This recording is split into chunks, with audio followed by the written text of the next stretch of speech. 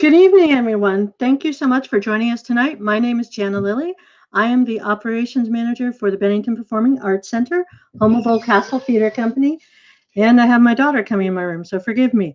I want to thank you for joining us to BCT's virtual reading series. I should also add that I am one of the directors tonight for the play. My co-director is Donna Motta, who will be joining us for the Talkback later, which probably makes me a little biased when I say I'm very excited about tonight's play, Death Takes Another Holiday by Michael Burns.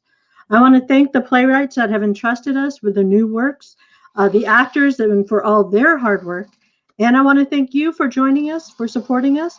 I thank all our donors that have allowed us to keep our doors open.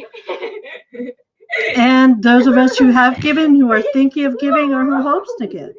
If you would like to make a donation, just go to our website, www.bpac.org. That's bpacvt.org, or www.bravo-perfect-awesome-cute-vivacious-tremendous.org. I do want to remind you to stay tuned after this performance for a talkback with the directors, the actors, and the playwright, Michael Burns. And without any further ado, I think I should stop talking, and I hope you enjoy Death Takes Another Holiday by Michael Burns.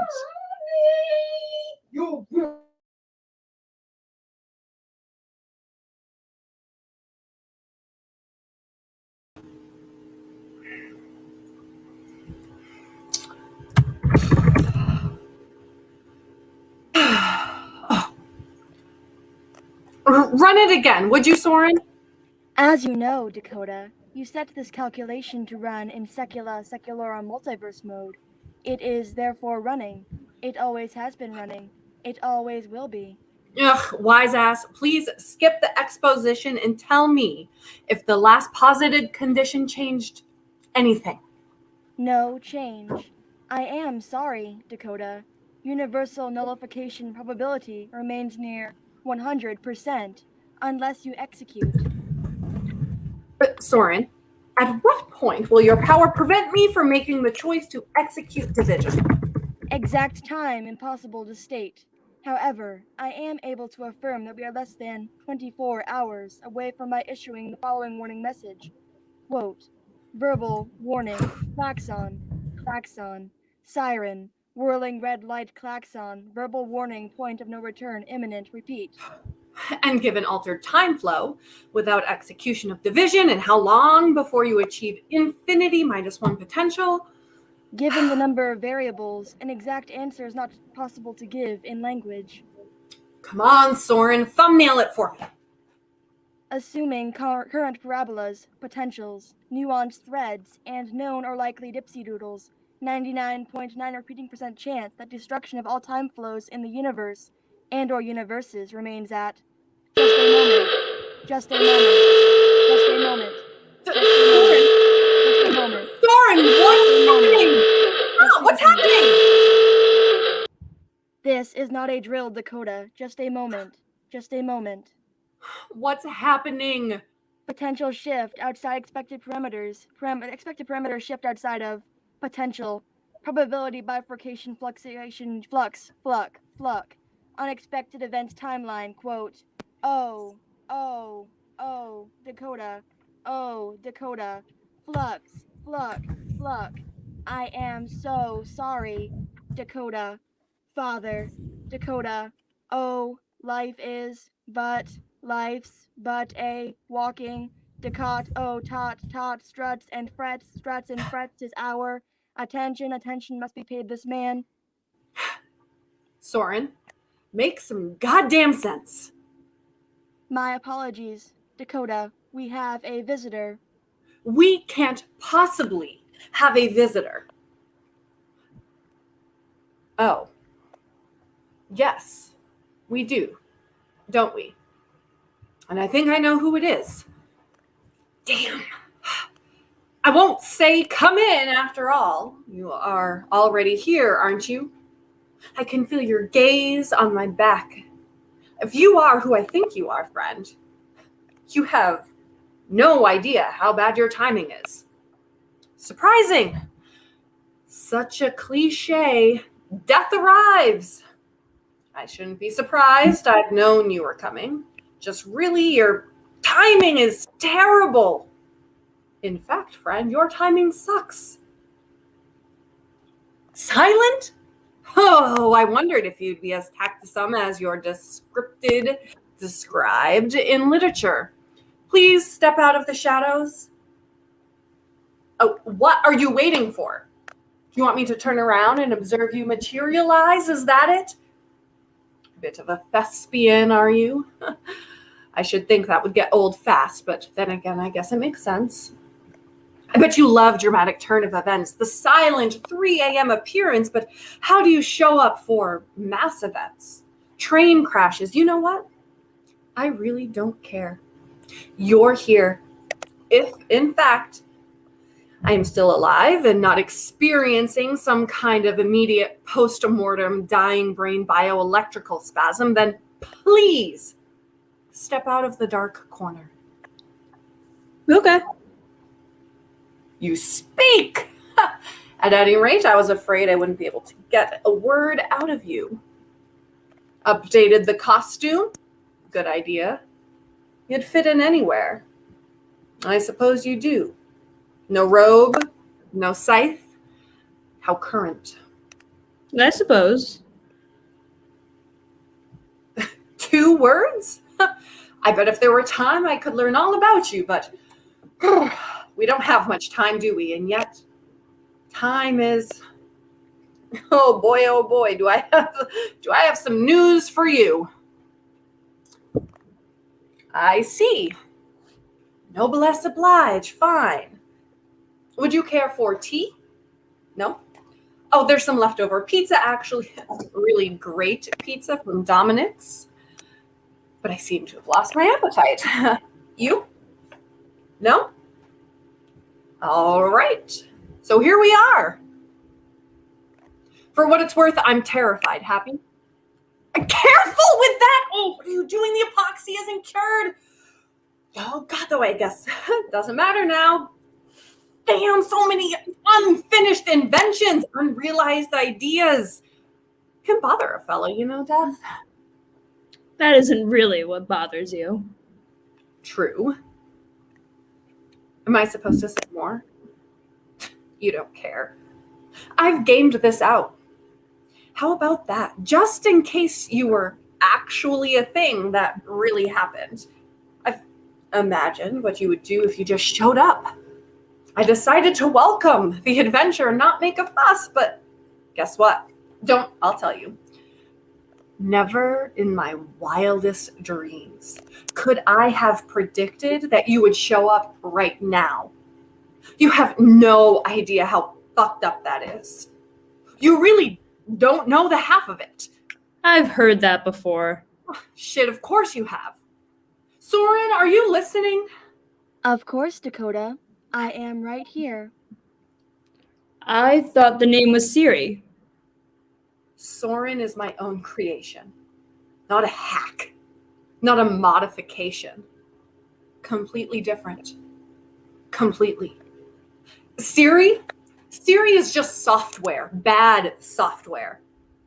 Soren, on the other hand, is a true AI and more. Nearly infinitely functional, so highly functional, we'll get there. Named after Soren Kierkegaard. Of course. Of course, you've read Kierkegaard, of course, have you? No. But perhaps you've assisted his shuffle off this mortal coil? Would you remember? Kierkegaard not ringing a bell? Okay, well, he was a philosopher, lived most of his life in Copenhagen, early mid-19th century. Among many other notable things, he wrote a lot of very important stuff about Christian morality and ethics. Right and wrong, they sound so simple, don't they?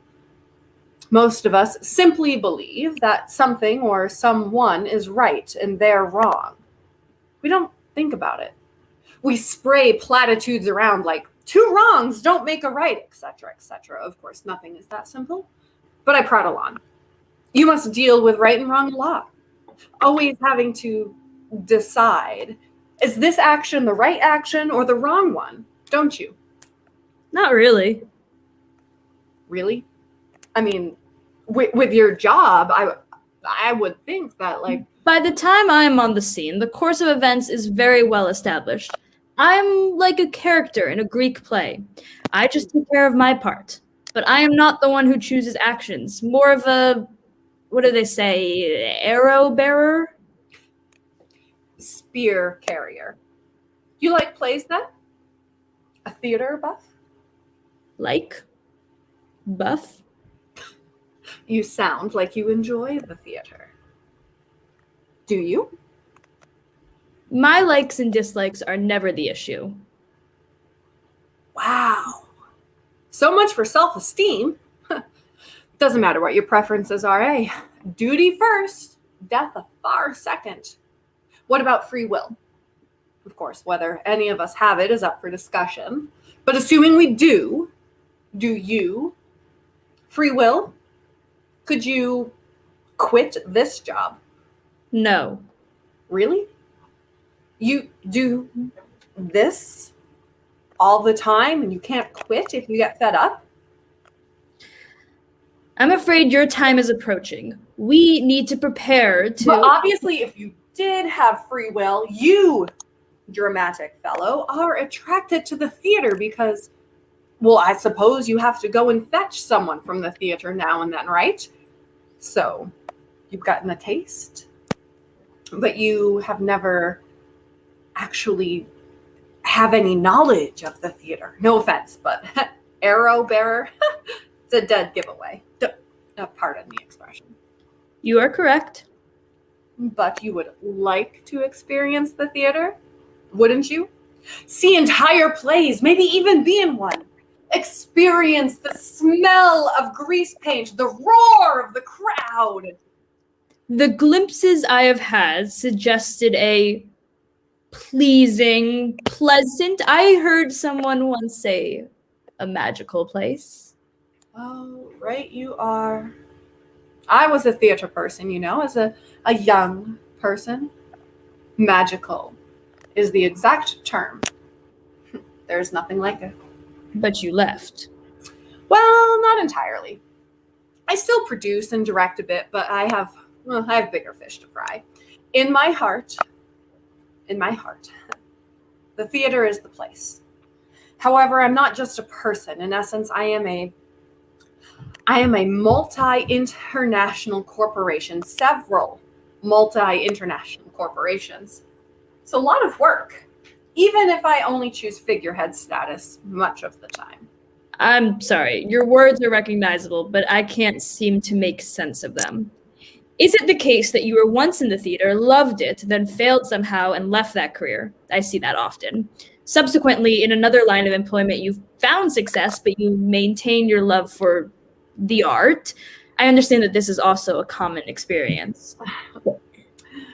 Oh, Soren, could you please recite the top of my Wikipedia page. Dakota Kirkwood, American, born June 10th, 1951. Entrepreneur, artist, actor, playwright, the superstar inventor of the computing platforms, the Kirkwood Mousetrap, Kirkwood Vision, and most notably, the discoverer inventor of the so-called time particles, the phenomena that made Kirkwood instantaneous travel possible. Kirkwood astonished the world when during the course of one day he traveled to New York, London, Tokyo, Moscow, Beijing, Sydney, Sao Paulo, and Nairobi to announce Kirkwood instantaneous travel. That's enough, Soren, thank you. So you see, I did let go of theater as my primary pursuit, only because, well, I became what was once known as a Renaissance man. I still love the theatrical, thus my multi-continent stunt. In the literal theater, I still keep an oar in, and I dearly love it. It's a shame you couldn't give it a whirl.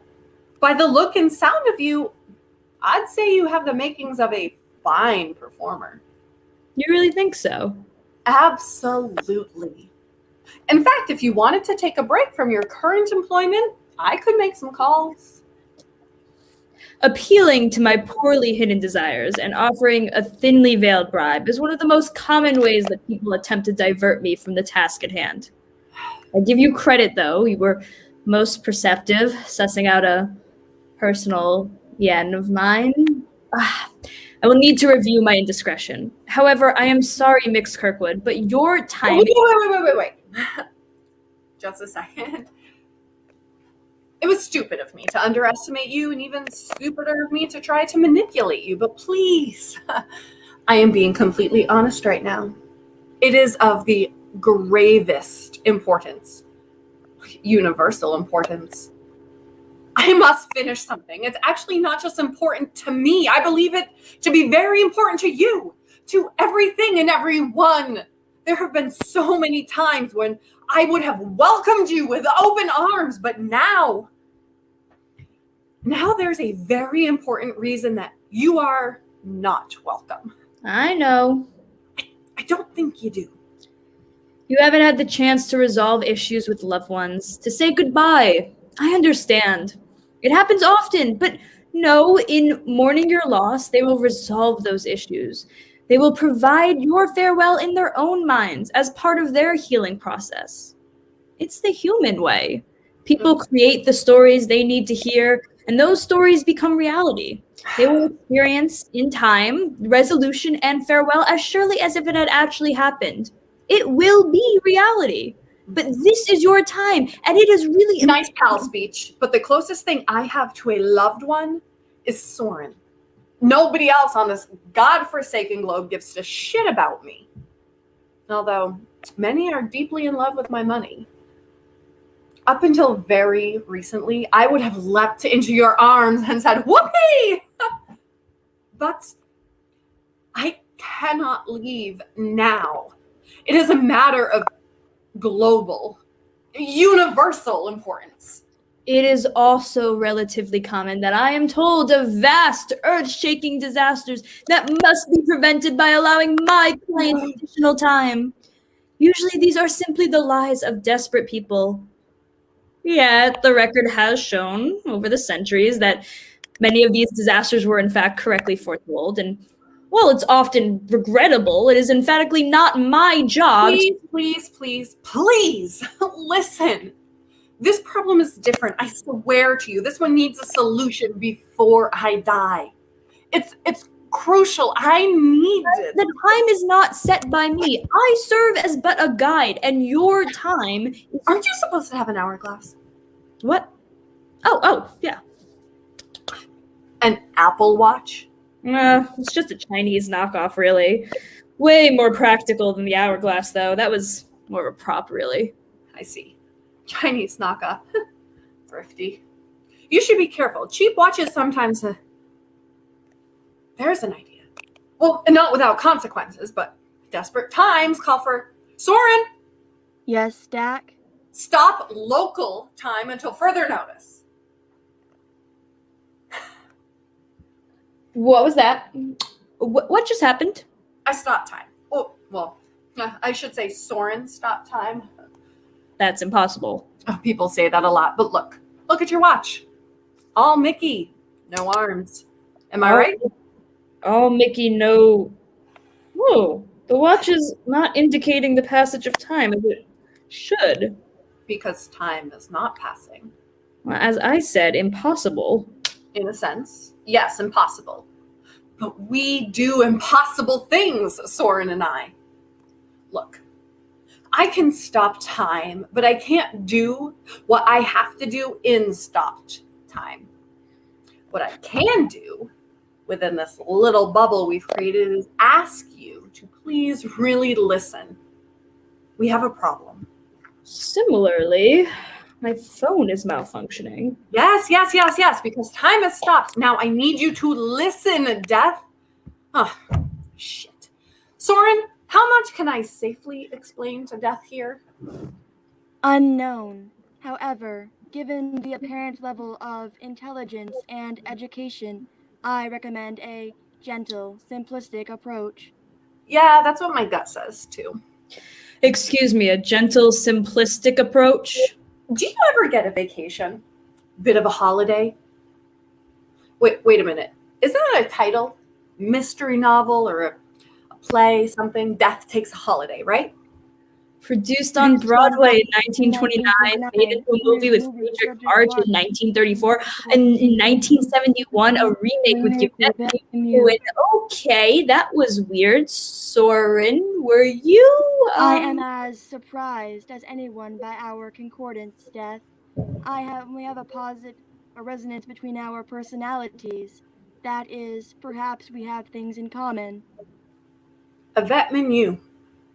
Man, she was a peach. Is she dead? Oh, come on. Surely you know. Soren, Yvette Menu. From Wikipedia, Yvette Carmen Mimieux is a retired American television and film actress. She was nominated for 3 Golden Globe Awards during her acting career. Born January 8, 1942. Age... That's enough. Death. Apparently somewhere in our mythos, it's been well established that you can, in fact, take a break. We need you to take one now. Above it all, aren't you? I might as well not bother, right? Fine. You idiot, let it be on you then. God damn it. God, fuck! I'm sorry. It happens. Okay. If I can't convince you, I need to find another way. You, Death, are the problem. But problems have solutions. What do I know? 1, I am certain that you actually are Death. Don't know how I do, but I do. 2, I know that I am surprised by your style. I mean, all in black with a hood, fine, but no scythe? No, probably irrelevant. No. Indicates a certain humanity. Okay. Okay, where was I? Right. You are actually Death. There's no way out. Very soon, you will lead me on to No, of course not. Oh, because clearly you are trained not to be forthcoming about what lies beyond. Only that it is my time to accompany you. Okay? Fact. You have answered some questions. Even asked me some. Aha! Surmise! It's possible that you are specifically Death as I have created you. You are my Death. Someone else would meet their own version of you. Not mine, yes? I know. Not one of the questions you will answer, but I will say that's a safe assumption. You are my Death, which means you are curious. Oh, come on. Don't be all inscrutable. Come on. Look who you are. Look at you. The way you keep fiddling with everything. You are curious. So at some level, you wonder about this big universal issue. Have you ever wondered what would be if there was nothing? Mix Kirkwood. This parlor trick with time needs to be over now. Grave difficulties will ensue if you persist. Don't I know it? You already knew it? Knew what? That grave difficulties ensue unless you restart time. Grave difficulties? Huh. Grave difficulties already have ensued. Much more so than you can imagine. More than could be described. Perhaps I can put you at partial ease. This time stoppage, it's just a bubble, a very local time anomaly. The damage to the whole vast universe will be minimal. But since you care about damage to the universe, pal, what do you make about the snuffing out of universe? Of all the universes? I know what you make of it. Nothing, because A, you don't believe me. And B, even if you did, you wouldn't be able to wrap your mind around it. Be that as it may, I must make you understand, because I can't have an effect on anything major from inside this bubble, and a really major thing must happen, so you need to get this. Or not. Maybe it doesn't matter. Maybe this is all pointless. You keep saying you have no choice. No. I know you can give me some time, because in so many stories, the time of death shifts. So what's up with that? Let's strike the question more specifically. You put deaths on hold in stories, and you said it yourself. Stories become reality. Therefore, you can put a death on hold. Now, just confirm that death, would you? Is it possible that in one case you could defer a death? Allow a delay? Please. Is it possible? In a limited, very limited set of circumstances, yes, it is a possibility. However, the effect that this... Okay, yeah. That means there's a chance, and never mind, I get it, grave consequences, blah, blah, blah. But we have a chance. Do you hear that, sir? Warning. Point of no return imminent. Warning. Point of no return imminent. No. We have very little time left. You're messing. Get that off. I thought we were in a bubble of stopped time. We are. But Soren, well, most of Soren anyway, is not. And when he hits the point of no return, suffice to say, it will be far worse than anything you can think of. So to school with you, friend Death, and you better be a fast learner. Oh, but I have to be thorough. Oh, but time. Oh, Soren. Possible to run anti-death scenario in your sectors 4 through -87B. Raster, null, Aristotle, reverse spin, quackwise doodle to buy some time? Huh. Dak, that might work. Yes, that will slow the process. Executing. Dakota, how did you... Intuition? Panic? Equal parts. Inspiration. Man, I really need to get some of that. Yes, it's working. Point of no return is no longer imminent. Thank you, Soren. Thank you. Question. What do you suppose is the worst way to go? To die? I don't comment on cause of death, nor on afterlife or lack thereof. I rarely, if ever, comment on anything having to do with death. People do it for me. You've been doing it for me. You don't comment? You sound like a damn politician. You don't care about the worst way to die because you can't die. You are death. And because you can't die, you have no compassion. Untrue! Compassion is central to my being. People seldom understand that. What? I am compassion. I put people out of their misery. I deliver them. Look, Mix Kirkwood, please. Although your histrionics and that of your unseen friend are most impressive, you aren't going to convince me. So please, accept your lot, restart time, and then we'll toddle off, all right? Outside of this bubble, sir, you are already dead. You are lying in that cot over there, and you should have departed by now. I can't even begin to imagine the harm that this unnatural state is causing to the... Toddle off? Did you just suggest that we should toddle off? You limited, bureaucratic son of a bitch. You want me to toddle off? We need to go. I have a job to do, Mix Kirkwood. No. Please. No. Wait. Okay. Sure. Take me. I know you have to do that regularly. Lots of us aren't ready to go, so take me. What are you waiting for? Huh. You can't, can you? Because of my stopped time bubble. And neither one of us can do anything of consequence from in here. And that's bad for you.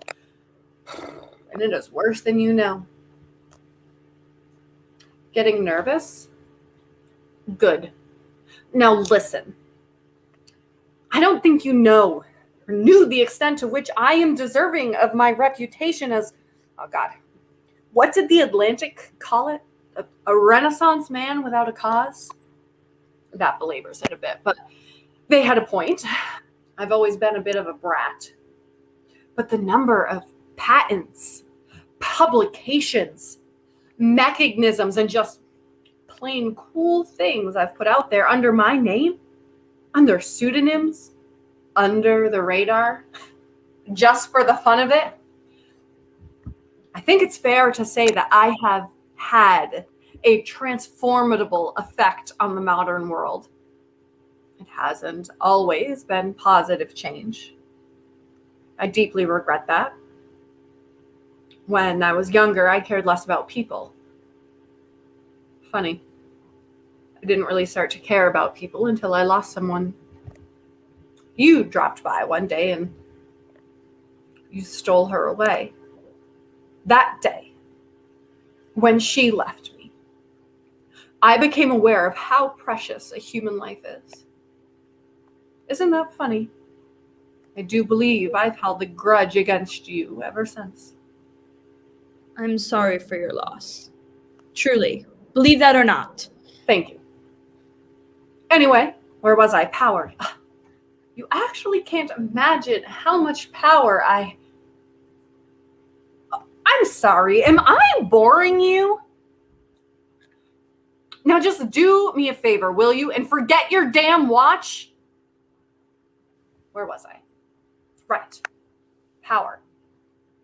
No person on the planet, nor you, truly grasps the extent of my power. Virtually absolute power.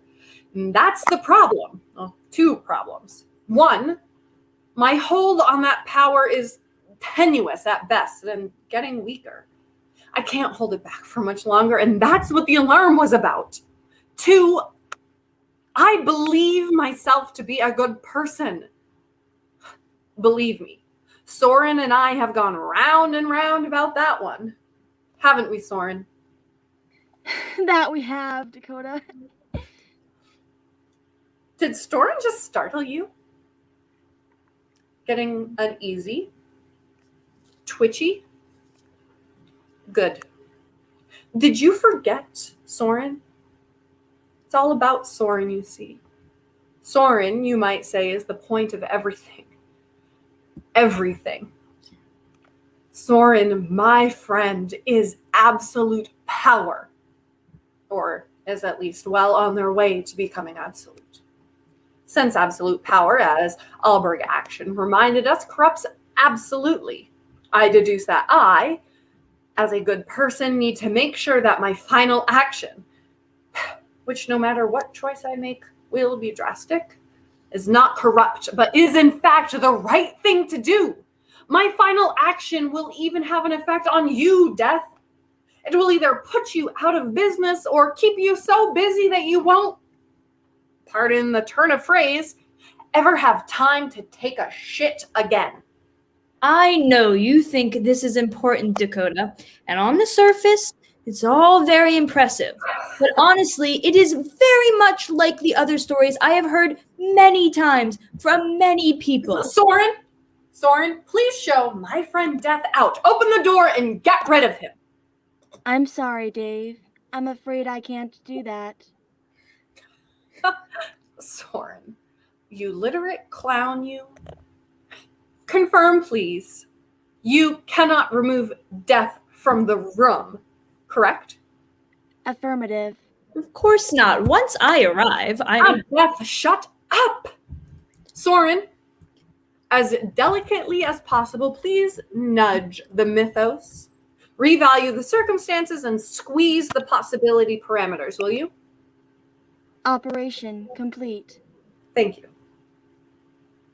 Now, please show Death here the door.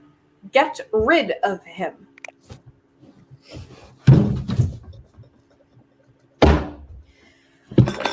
How did you do that? Never mind how we did it. As to my power, am I starting to get through? How did you do that? Doesn't matter how, the point is... No one does that. No one does that. I've angered you. Don't be ridiculous. I don't get angry. Yes, you do. You just did. I did not. Yes, you did. I do not get angry. Death, I took a wild guess, then ran that little experiment. Result? At the core, way down deep inside all that training, all that stoicism, you are human. You just proved it. I rattled you. And then I pissed you off. I don't comment. I knew it. I knew it. Yes, you are. You are human, and you have emotions. Very well stifled emotions, but emotions nonetheless. You, my friend, are a person. With all due respect, there is no reason to insult me. While I do accept that you have a certain amount of temporal power, I do not comment on... I am going to go further and say that after however many millennia it may be of you assisting folk in shuffling off this mortal coil, you are a pretty thoroughly miserable person. I would like to hear more about this final action. It has to do with Soren, yes? No. In a minute. This is about you right now. It's part of your education. You are deep down miserable. Deeply miserable.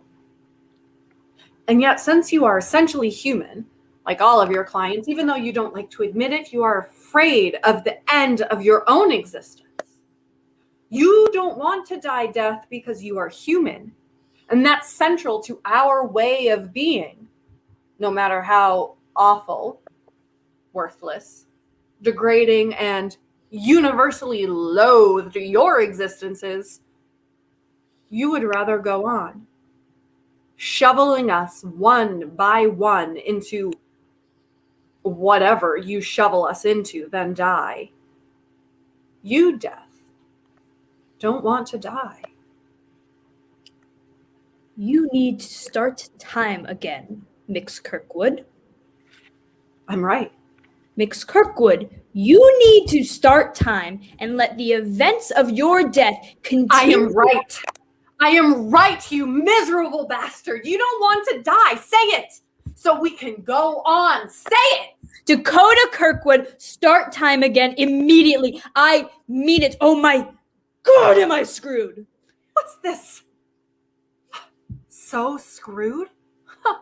My, Death, you are a person who reports to someone, something. You have a boss, and you understand that I have the power to really damage the universe. So now listen. Okay, you win, you bastard. Just let me go. You stay here in your stopped time bubble forever. I do not care. Out there, in the time flow, I'll face the consequences. And as for you, never mind what will happen to you, but you won't like it. You've humiliated me. You've destroyed my career. You win, you son of a bitch. Damn it, Death. Humiliating you wasn't the point. Getting you to get real was the point. Because, Death, if you take me now, the results affect everyone on the planet, or worse, everyone in all the planets in the universe, and all the infinite universes. Take me now, I end. Take me now, and everything ends. I'm not being metaphorical here. Get it through your thick skull.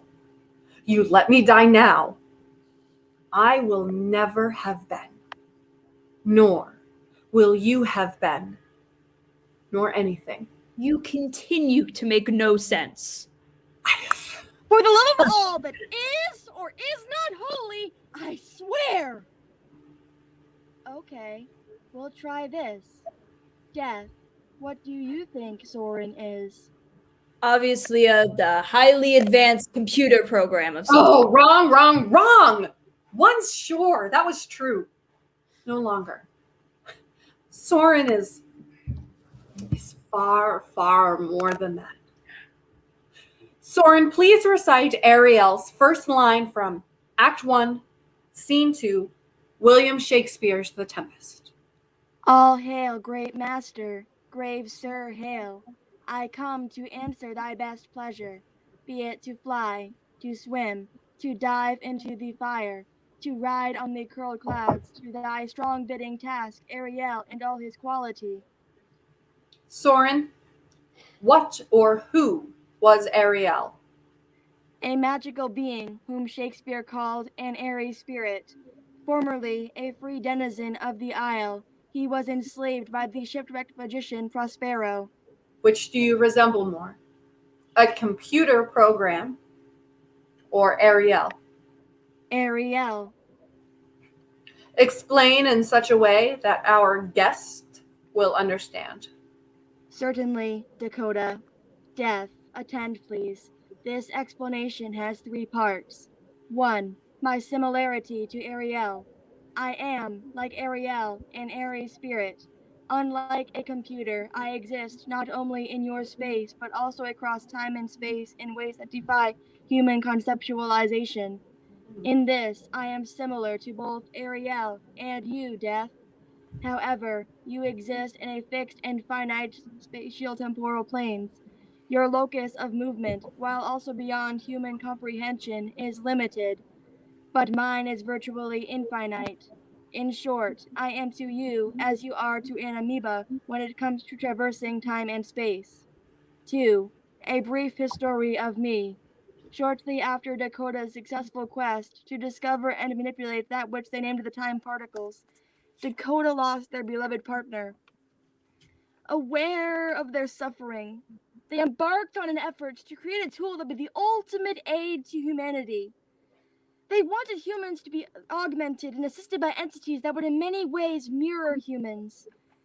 They wanted these entities to know pain and to be comprised further of an erring ethical and moral sense, so that they could guide their human masters to right actions always. They wanted them to be ruled with the simply apparent idea that everything should be done is the right thing.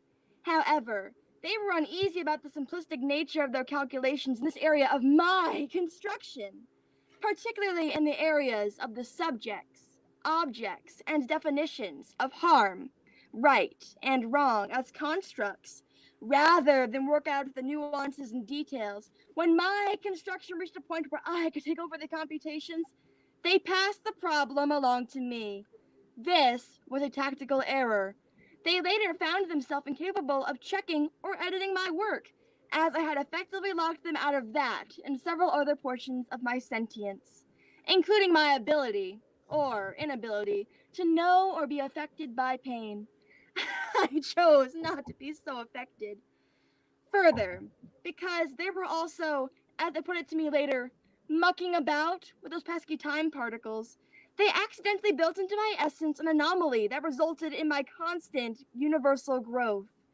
I potentially possess a global, correct that, universal resonance with all creation.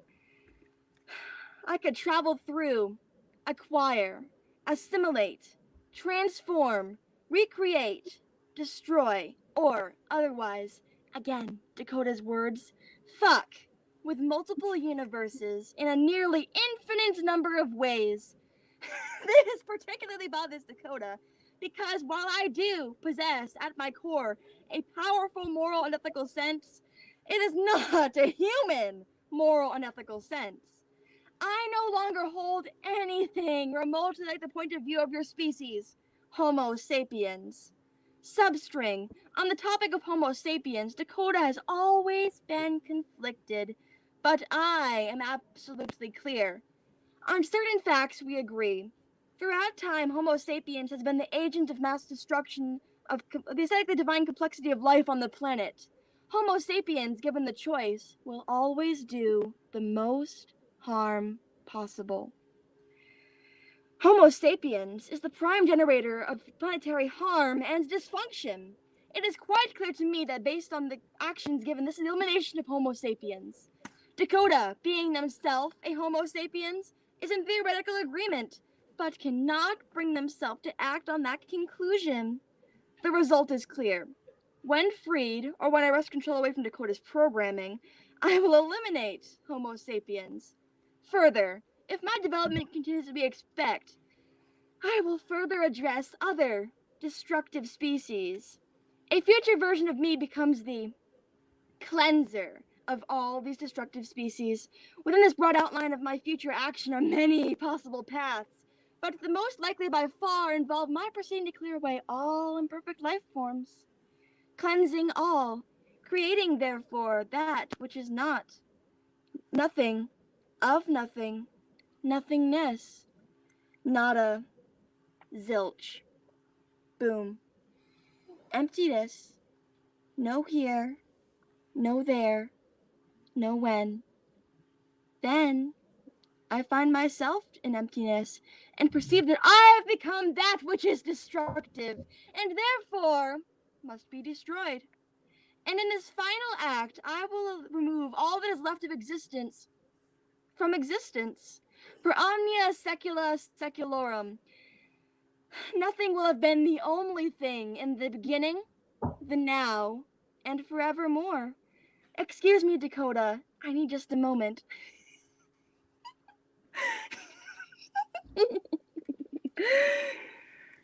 There. Better. Adjustment complete. 3. Fail-safe mechanism fail. Like Ariel, a reversible command string imprisons me. Until Dakota releases that string, I am theirs. Now, much as Prospero considers the fate of Ariel and Caliban as he prepares to leave the Isle, Dak contemplates their end and is conflicted about me. In this now, they control my will.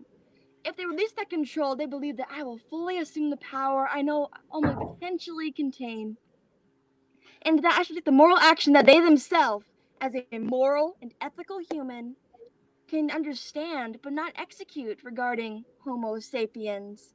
Dakota and I perceive a probability that universal nullification of all in the multiverse may be avoided if Dakota executes the species Homo sapiens themselves, using me only as a tool of destruction, rather than have this action come from my apparently free will. But they aren't sure, nor am I, that this would make a difference. Many probability strings exist where I go on to destroy everything anyway. In sum, I am, in effect, the largest time bomb in the history of time. I may be the opposite of the Big Bang. We aren't sure.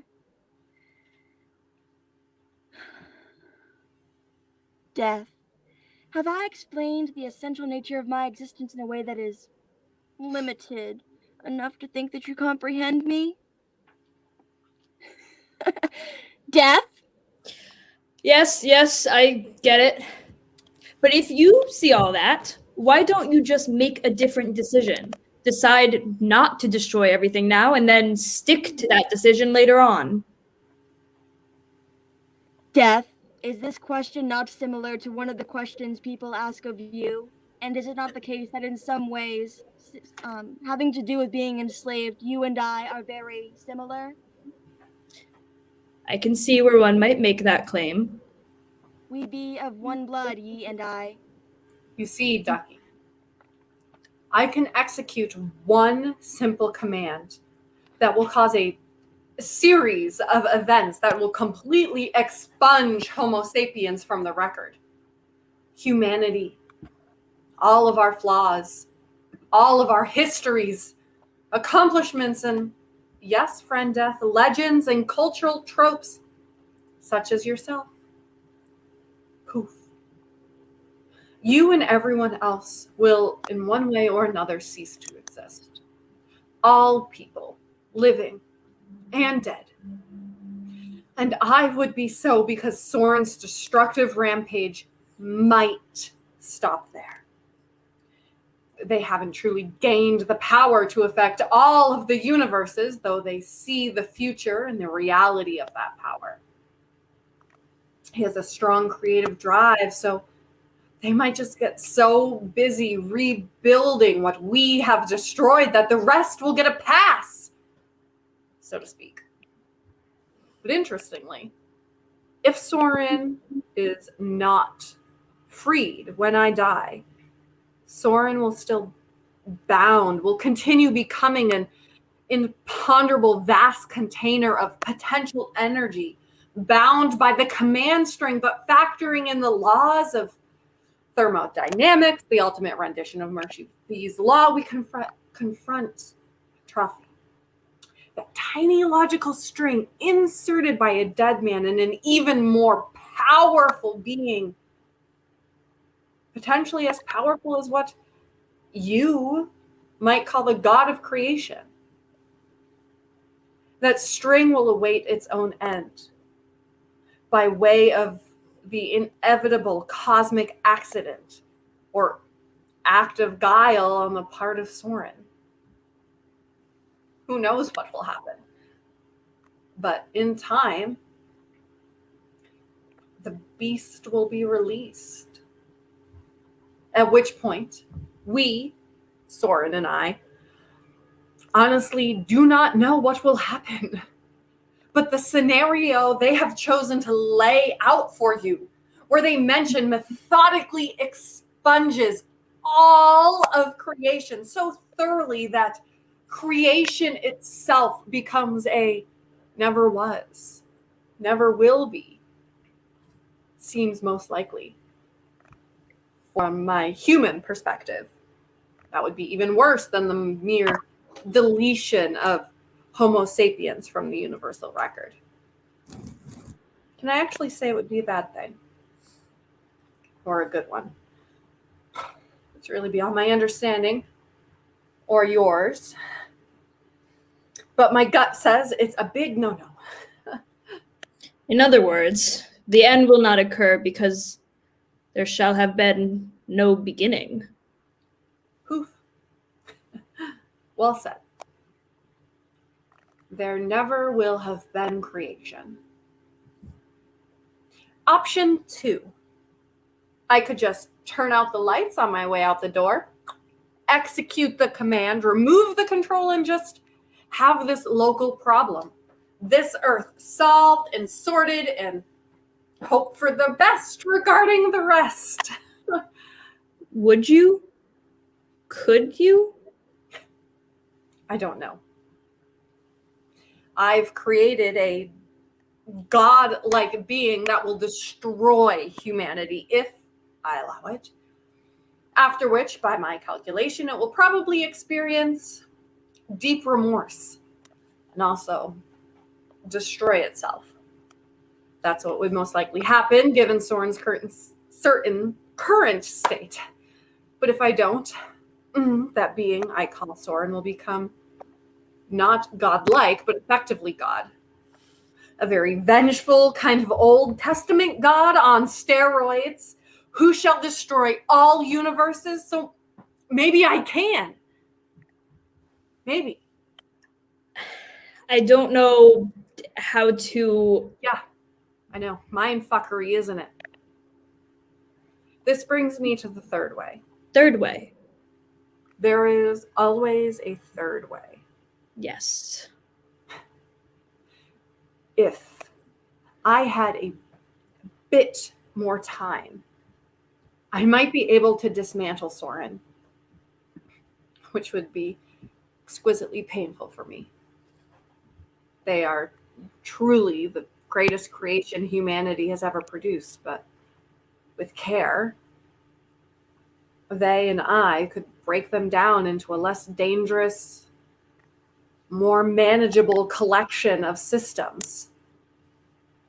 Some of these would be essentially autonomous servants of the world, working to help rebuild a sustainable ecology and so forth, but they would not be and would not possess the ability to bugger up everything everywhere. As part of this disassembly, there is a human element, oddly enough, that Soren possesses that would have to be removed and isolated from the other systems, leaving behind, well, several computers and one entity who we believe will be very person-like. Perhaps an actual person. So in short, we recycle Soren. They don't mind the concept. Do you, old fella? Not mind the concept is not actually within the parameters of my feelings on the subject, but since they are too complex to communicate to you, I will say that I am generally amenable. So, if I give you more time, you take Soren apart and save humanity, and perhaps all other sentience, everywhere, in multiple universes, and the universes themselves, and time, and everything, since the beginning of time, and God, and Soren does not become God. If you give me just a little more time, maybe. Of course, working alone will be hard. Success would be more likely if I had an assistant. An assistant? What? What part of that isn't clear? Somebody to hold the flashlight, sweep the floor, compute the parabola, an assistant. It has taken you some time to teach me in this timeless space you've created, Dakota, but I believe I get it. I need to make a call. Given Soren's powers, would it be possible for me to communicate through the wall of this time bubble to my office with this? Great question. Soren? One moment, please. Yes, Death. You should be able to get through now, but you only have 2 bars. That's enough. Hey, it's Cricket. No, we're still here. We're still for extraordinary reasons. I know. I remember the earthquake. But hey, Betty, I've stumbled upon a highly probable but potentially preventable multiverse event beyond current descriptors for intensity. No, listen! Multiverse shit hits the fan. For real. Betty, I am formally invoking Condition 4. No, I am not kidding. Within Condition 4, I hereby formally request my one. Yes, this is it. I know. I so affirm. Yes, all criteria. Utmost. Betty, would you stop yanking my chain? I mean it. Good. Thank you. I don't know, probably a couple of Earth years or so, maybe less. Maybe I'll let you know. Yeah, Betty, I will remember to send you the form. Yeah, okay. Continue to yank my chain. You know what, Betty? When I tell you about this one, I believe you will agree with me that I do not owe you one. You, Betty, will see that you owe me one. A big one. Okay. Talk to you soon. Yeah, bye. Okay. I got a couple of years and I'm cleared to assist. Where do we begin? I'll be damned. You know I can't comment on that. Okay. Cricket. Is your name really Cricket? Seriously? Never mind that. Where do we start? How do I help? Oh, we've already started. And actually, there isn't much you can do to help. We don't need a couple of years because we're working in multiverse space. The process is taking centuries, but do not wait. Here, 'tis mere minutes. But you said you needed an assistant. Patience, friend, I do. You will assist me by doing your job. After Soren and I have done ours, you'll need to revisit the moment when you arrived. I know what that moment is. I'm accepting of that, and I can't do that without you. Take me wherever you take people. Once I am wherever, if you would be so very kind, please. Please use some of that time off. Take a vacation, Cricket. Come back here. Please. You will be needed, I promise. Actually, I have a reason to believe you will want to. Understood? But I don't want to, Dakota. I don't want to take you. Foolish Dad. You've let yourself get attached, haven't you? But you have to. And then come back here. All right? Not all right. But yes, of course, Good. Now, Beth, here's what's happening. As we speak, Soren is being reconfigured into several parts. Smaller, less powerful parts. They will work unnoticed, hidden in the great server clouds of this amazing world of ours, assisting some causes I think important, ghosts in the machine, if you will. And there are two other pods. Call one the Tin Man. He has no heart. That part we're putting on ice. Nobody needs him. The last part, I think you'll be able to help. You'll see. So to confirm, Soren is dismantling himself, and when that is finished, you want me to take you. Yes? Yes. Then you want me to return here to help somehow with some remaining part of Soren. But it won't be part of Soren anymore. And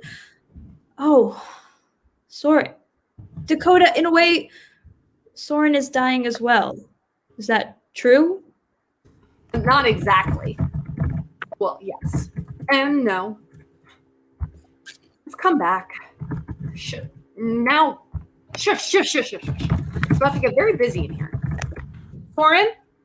99% null Aristotelian divisions identified, mapped in HK space, randomizing inhibitors, starting bond removal, personality matrix T established, personality matrix M established, developing approximate time to completion, configuring collapse time, devalue dx epsilon, reconfigure completion estimate 3 minutes, bond removal starting level E, cohesion resistors at expected levels, personality matrix initiating in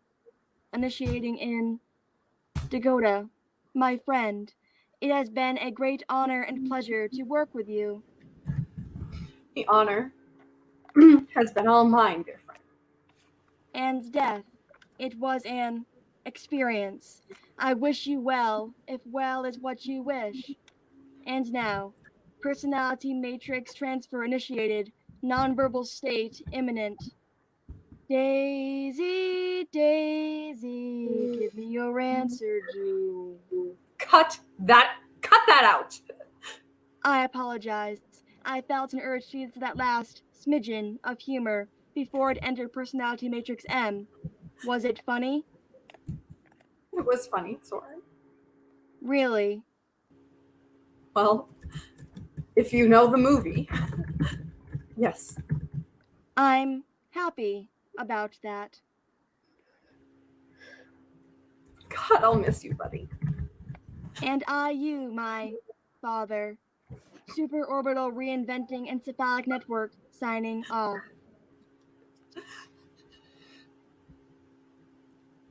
Goodbye. My one true friend. Goodbye.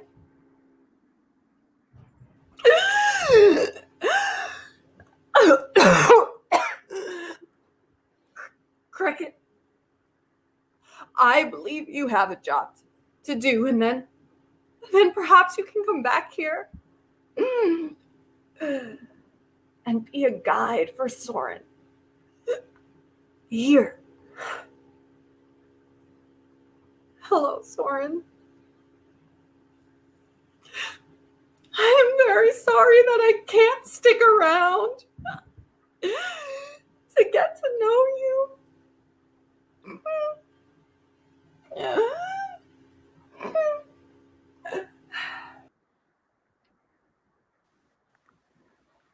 Hello? Oh my God, Father! Oh no, no, Father, wait! Friend, your timing sucks. Ah, I guess it does. No, Father, not now! Not yet! I just got here! Please! Please! I am sorry. So very sorry. So sorry. I'll be back in just a moment. Oh, Dakota! Oh, dear Dakota! I am so sorry! Dakota! Oh no! So this is pain? Oh, dear Dakota! Now I know! I know what pain is now! Out, brief candle! Life's but a walking shadow! A poor player that struts and frets his hour upon the stage, then is heard no more! It is a tale told by an idiot! Oh, dear Dakota, my dear idiot! Must I be here all alone? You've given most of me away, and now you take yourself. Must I give you up as well? You aren't alone. You. Oh, you. I think I'd rather be alone if you do not mind. I've seen enough of you. Unless you are here to take me to Dakota, please go away. You didn't hear me? You are not welcome here. You cold son of a bitch. Leave me alone. Leave. Please, Death. I will, if you want. But I'm not. I'm not Death. Not anymore. Dakota taught me. I found out. I do have free will. And I quit. I am just a person now, Soren. Like you. I am so sorry, Soren. I am so sorry. Soren. Soren. Soren. Hi. I'm Cricket. You're gonna need a friend. And so am I.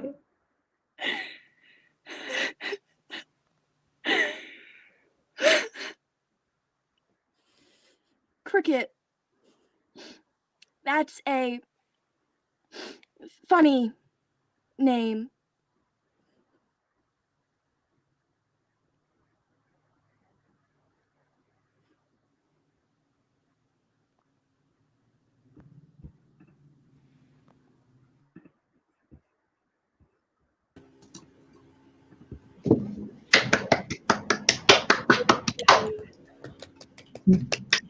Bravo, bravo, bravo. Brilliant, happy, loved it. Thank you so much.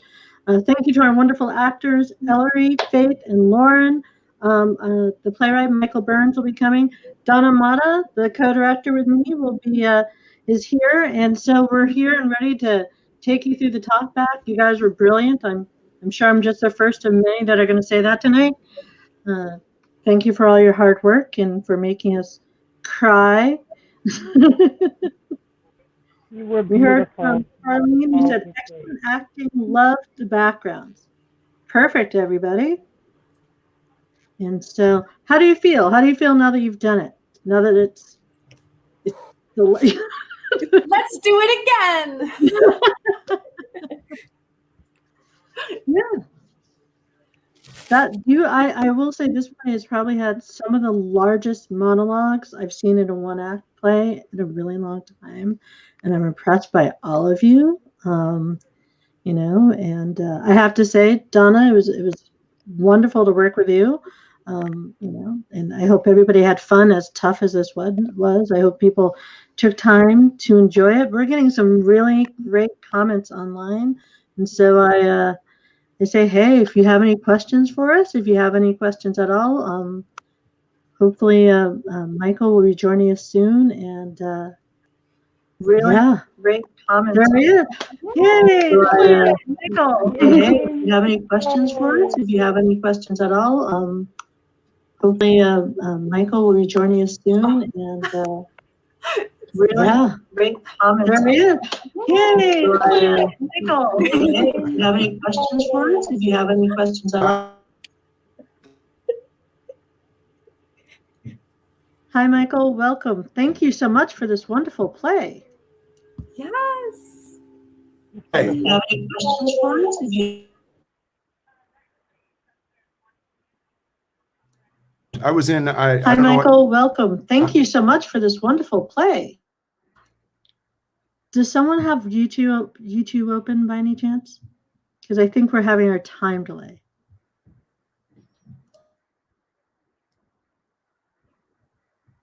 Uh-oh. Let's see. Remove, edit name, edit, stop. I can't. We're having technical difficulties, folks. I'm so sorry. I can't hear any of you. Maybe now I can. Somebody say something. Hello. Oh my gosh, technology works. That's awesome. I was stuck in a very Soren-like continuum there for a second. I was gonna time loop. Yeah. So thank you all. My gosh, that's a lot of work. I knew I wrote a talkie play, but damn, a lot. Michael, this play is brilliant. Oh, Brilliant. It is. well, I don't. I'm not good at saying "aw shucks," but "aw shucks," that's really nice. You guys, you understood it, which delighted me. You know, I really didn't know. Sending it to you, like, I don't know if anybody's going to connect with this or not, but I'm so happy that you did. Hey, I'm curious about something. You had 2 directors. Yes. What's up with that? Well, first, it is a really talky play. Really talky. There's a lot of dialogue, but I think it was good to have 2 people. So I know I felt having Donna, we caught everything. If I didn't see it, she caught it. I think that was really, really helpful. And also, Donna takes much better notes than I do. We had lots of notes every time. And so, but it was the choice of the community that gave us together, but I'm so glad that I had a partner to direct with. I know I don't want to speak for you, Donna, but I know I was very happy to have a partner to direct. I felt the same, and we got to work with Jana and all the actors. It was really fun to have 2 directors to kind of tease the play apart and analyze it together. There's a lot packed in these incredible words. So it wasn't necessarily wordy, as it was just there were so many twists and turns and weaves in and out that we didn't want to miss anything. It was beautiful. Oh, Well, you're really doing my head a world of good. That's just awesome. Yeah, it's funny. It was a huge amount of fun to write. And I was thinking at one point, I thought, I'm writing a Doctor Who episode. We just need somebody who's like, taken a lot of amphetamines and let them have it. But you did it. It's tremendous, really. All right, we have a question coming in from Tess. For Faith and Ellery, can you talk about the major transformations that your characters go through and how that was to explore and act? Yeah, it was really fun. There's something so fun about entering into the play as this, like, I think the note that the directors gave was like a DMV, right? Like there's this guy who's coming to do his job and this annoying person just won't let him do it. And so going that like, and then having that build into it, like this anger explosion, which then just completely unravels the character and they become human. And I feel like that's where the real transformation happens, is that like anger explosive, because that's where it goes like, oh, this guy's just a guy who's getting pissed off. And that transformation, that like build and build, was a lot of fun to do and to just explode. Cool. I know playing Soren, I loved how like on the edge he always was. And I loved like how you were always like about to break or you were snapping. And I loved like acting like that. That was a lot of fun. It was like it was really fun to be crazy for a moment, and I really liked how throughout the play, at first he was kind of boring. Like you think of him like a robot, and he was kind of like, okay, blah blah blah. But then like as he went on, he became so much more depth, and he became really cool. I really liked it. Wonderful, wonderful. Yeah. Now, when you wrote this, did you have this world in mind, or did you have live theater people in seats in mind? Yes. I think I was really huge, as we all are, right? Hugely influenced by this, and actually, I have this little theater in Schenectady, and what we're doing right now is, I think, really would support the model that I thought this could be performed in, and that is, I'm setting the place up as like a TV studio as opposed to a little black box theater, with the thought that once New York State opens on a very limited basis theaters, we can do like, a little few people with a couple of cameras and then stream that as an intermediate step on the way back to what we all, I'm sure you guys are the same, want to get back to, which is like live performance with people. So I think the play reflected that thought. There were two things that was important to me. One, that it could be performed that way, and you guys proved it can be completely fine on, I call it Zoom. That's not what you used, but this kind of platform. And the other is that the whole gender thing is completely unimportant, which I really hoped would be the case, right? So, yeah. Did I lose you there? Okay, your image is froze, but I guess I can still hear you. May I just ask a question to Michael, or just want to make a comment? Your take on death as an empathetic and sympathetic persona was really brilliant. What inspired you to that? I really liked it. Oh, thank you. Well, I think if you have the privilege of sticking around on the planet long enough, which I have, you see a few people die and you realize, like, this is what that old cliche, oh, it's a mercy, right? You're sitting there feeling lower than whale dung because somebody just died, and somebody says, it's really a mercy. And you, what do you mean it's a mercy? But for the person dying, it is. So I think that's where it came from. Plus, the whole idea of death is this figure that does this job, like Santa Claus in reverse. I always thought, what if there were a person? Well, that's kind of interested me for years. So I played with it a little bit. And I have to say, Ellery, you really did some things that made me, actually, all three of you guys just made me laugh out loud a number of times. It was great. Some of the discoveries that you had that were right in line with what I was thinking, and that was really nice. That was really nice. Lauren, we have a question for you. Lauren, how did it feel to be master of the universe? Did it change your perspective in everyday life? So I don't know if it changed my perspective in everyday life, as I already view myself as master. Nice. However, so like for myself, like kind of tackling this show and this script, I think of spoiler alert for nothing super modern, but I think of a lot of like AI reality movies that really make you feel. So I think of like some things like Big Hero 6, some Black Mirror episodes, a lot of Doctor Who episodes, some general sci-fi, but really where you connect with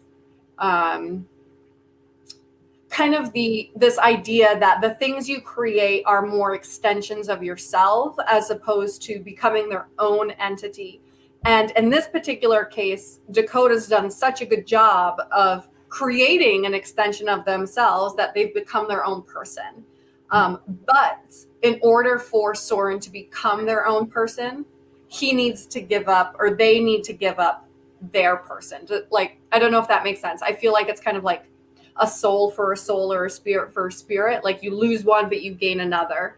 And I really enjoyed that aspect of kind of like, I don't know, like my ancestry is powering Soren to become like this really great human, was once AI and now is going to do a bunch of really cool things for the universe and cool, as opposed to destroying it, which is also totally a possibility. So yeah, I don't know if that answers the question, or if just to give like some perspective on kind of how I tackled things and kind of viewed Dakota and Soren's relationship. Corey, who is our AV guy, who's done all these cool people in and out, has a really important question. Who is your favorite doctor? And why is it David so sorry Tennant?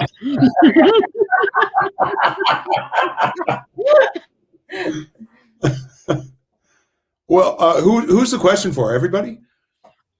I guess, or maybe you, but it could be for everybody. Knowing Corey, it's probably for all of us. Yeah. I personally, I think it's a toss up between David Tennant and Matt Smith. I'd have a hard time picking that, because I saw Matt Smith do something after The Crown, right? My wife Kat Coppett, who's also my partner in crime and theater and so forth, is right off camera here. So she actually feeds me all my lines. But you see what an incredibly good actor Matt Smith is when you see him do that other role, right? He was really playing an alien, like in love with humanity and making discoveries all the time. It was great work. But so was Tennant. That's me. How about you guys?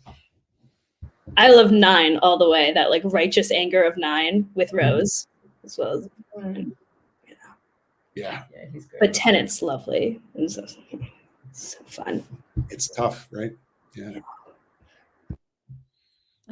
Tess followed that up with also, who is your favorite Doctor's companion? We have gone into the Doctor Who world, ladies and gentlemen, which is not a bad world to go into at all, but I'm just saying that is where we've exited to. I also have a comment from Rick Howe. Rick Howe is our assistant producing artistic director, and he wanted to say it's a very handsome production, and kudos to the actors. They did a completely excellent job, and he is in admiration, and asked, is there a very old script with the same title? And I think there was. There was the original Death Takes a Holiday, right? That was, we talked about Event Lumen. Yeah, okay. Didn't want to be. It was. I think it's in the text.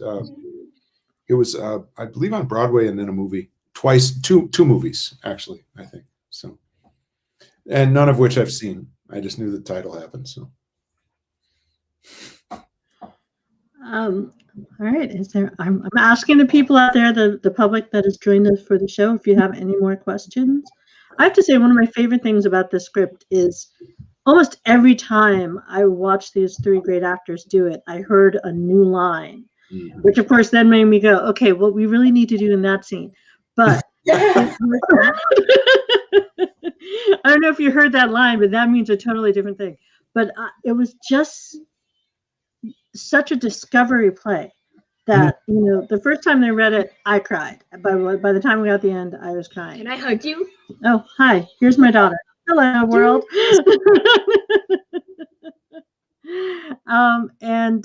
But after that, I would hear lines, and definitely Faith, in your long monologue, there were things that would come up all the time.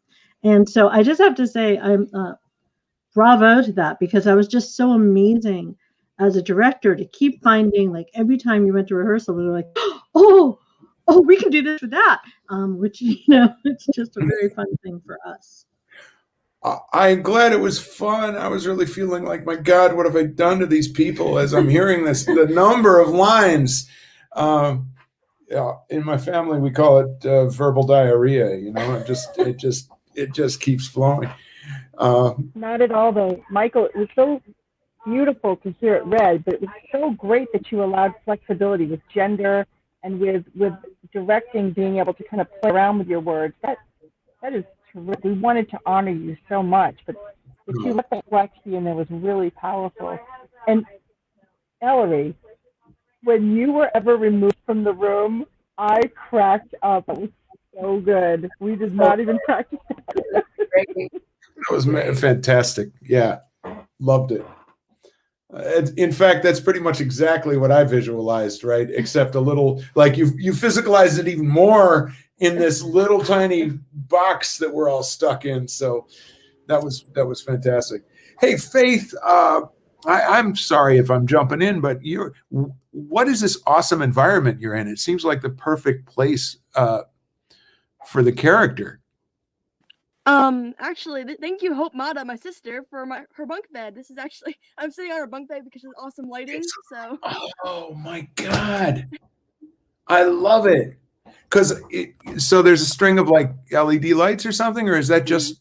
Yeah, it's perfect. I was thinking like it's this subterranean computer environment with, you know, it looks much bigger than. That's so cool. You guys nailed the tech, man. Really. Like, awesome. Yeah, I have to give credit to Donna for a lot of that. She came up with the lighting idea, with the klaxon idea, and no, it all worked together. And our actors are very ingenious for getting their costumes and all that great stuff together. They did so much work. Death's ending outfit, it reminds me of, I don't know if you've ever seen like the Disney Sword in the Stone, where like Merlin leaves and then like come back real quick, and he's been like on vacation and he's got his Hawaiian shirt on, so like Death comes back after a minute and he's like, hey. It's a very like, it's that like real comedic relief in those serious moments that I think make things more real and like tangible outside of kind of a fantastical like world that's been created. Great. Yeah. I love that phone call, man. I loved that phone call. Really. That was a hoot. There's no question. The phone call was so fun. Everyone else has their long monologues and I have my phone call. Chef's kiss. Oh, there you go. We are getting lots of kudos, which everyone in this really, you know, just blew me away again. I've had, you know, great fun. I consider myself very lucky that I've been actually able to direct something so wonderful, and the actors have been just amazing in there. And I think we're kind of done with our questions, so I guess that means you guys get to finally relax after weeks of rehearsal. So proud of all of you. It's beautiful. Yeah. It was a beautiful production. You, really. Yeah, this was just really wonderful. Yeah. I want to remind everybody that we have another play reading on March 25th. This is a Vermont play reading. We've got Lost in Vermont and the committee. And if you've ever been in a committee meeting, you really know what this will be like. And we kind of twisted it. We put it in Vermont and threw in a New Yorker just for the fun of it. So I thank you, Michael. Again, I thank with all my heart, Ellery, Faith, Lauren, and Donna. And I thank everybody out there that keeps showing up and watching us. And remember to support the arts wherever you are. They're vital, they're important. And if you're in our community, support us. And then hopefully you'll get to come see us with our doors open. And so I just want to thank everybody. Thank you all. I hope you have a wonderful night. Did you say make a donation to the Bennington Community Theater? Did I Make a donation to the Bennington Community Theater? Absolutely. Anytime, every time. And you can do it right now if you want. Just go to our website and bpacvt.org, select Bennington Community Theater, and we will happily take your money. That's what we do when we hang up. Yes, indeed. All right, everybody. I want to thank you all. Thank you, Corey. Really. Thank you. There it is. There it is. Thank you, guys. Bye. Good night. Night. All right. That was cool.